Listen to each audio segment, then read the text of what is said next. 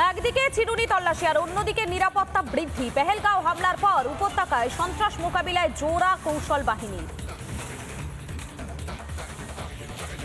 मैं पीड़ित परिवारों को फिर भरोसा देता हूं, उन्हें न्याय मिलेगा, न्याय मिलकर रहेगा।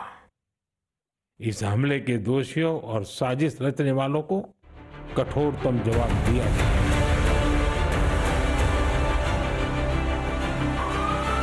সন্ত্রাসবাদীরাই ইঁদুরের মতো গর্তে গিয়ে লুকিয়েছে। এদের খুঁজে বের করতে উপত্যকা চষে ফেলছে নিরাপত্তা বাহিনী। কাশ্মীরের আনাচে কানাচে চলছে চিরুনি তল্লাশি। 13টি স্থানে তল্লাশি অভিযান, বাড়ি বাড়ি হানা বাহিনী। একটু একটু করে পাক কসাইদের কোণঠাসা করছে নিরাপত্তা বাহিনী।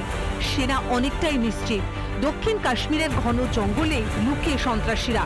এই অবস্থায় ঘন জঙ্গল থেকে লোকালয় সর্বত্র চলছে সন্ত্রাসীদের খোঁজে জোরদার তল্লাশি।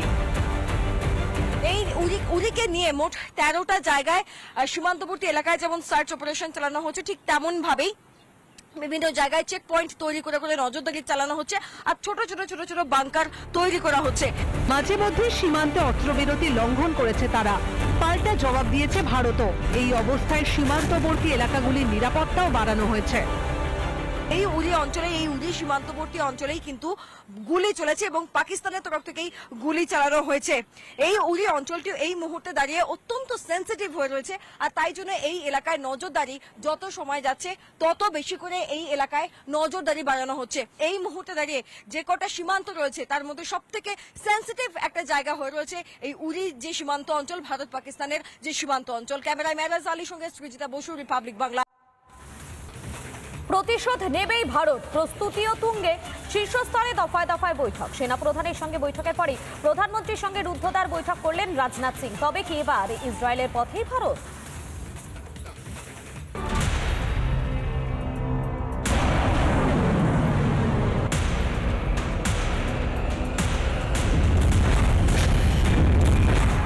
জল, স্থল, আকাশে প্রস্তুতি তুঙ্গে।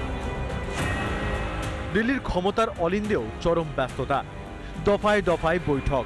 রবিবার এসডিএস অনিল চৌহানের সঙ্গে বৈঠক করেন প্রতিরক্ষা মন্ত্রী রাজনাথ সিং।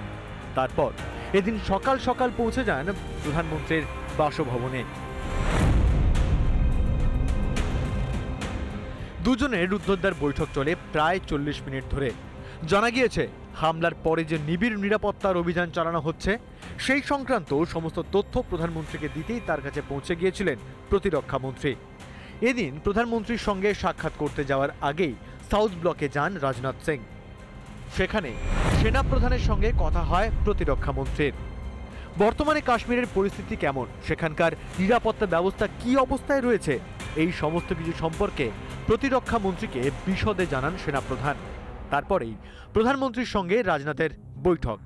এদিকে সোমবারই বৈঠক করল প্রতিরক্ষা বিষয়ক স্ট্যান্ডিং কমিটিও। সংসদের অ্যানেক্স হাউসেই হয় সেই বৈঠক। দফায় দফায় এই সব বৈঠক বর্তমান পরিস্থিতিতে অত্যন্ত তাৎপর্যপূর্ণ বলে মনে করছেন সকলে। হয়তো বড় কিছুর পরিকল্পনা হচ্ছে, কারণ জলচুক্তি বাতিল কিংবা ভিসা বাতিলে চোখের জলের বদলা মিটছে না। দেশ চাইছে বিশ্বের মানচিত্র থেকে পাকিস্তানকে মুছে ফেলতে। একটাই আওয়াজ, খান খান পাকিস্তান। তাহলে কি এবার ইসরায়েলের পথে ভারত? রিপাবলিক বাংলা। নানা ধরনের কন্টেন্ট দেখার জন্য লাইক করুন, শেয়ার করুন আমাদের ফেসবুক পেজ, সাবস্ক্রাইব করুন আমাদের ইউটিউব চ্যানেল। পাশাপাশি অন্যান্য ব্রেকিং নিউজের জন্য অবশ্যই চোখ রাখুন রিপাবলিক বাংলায়।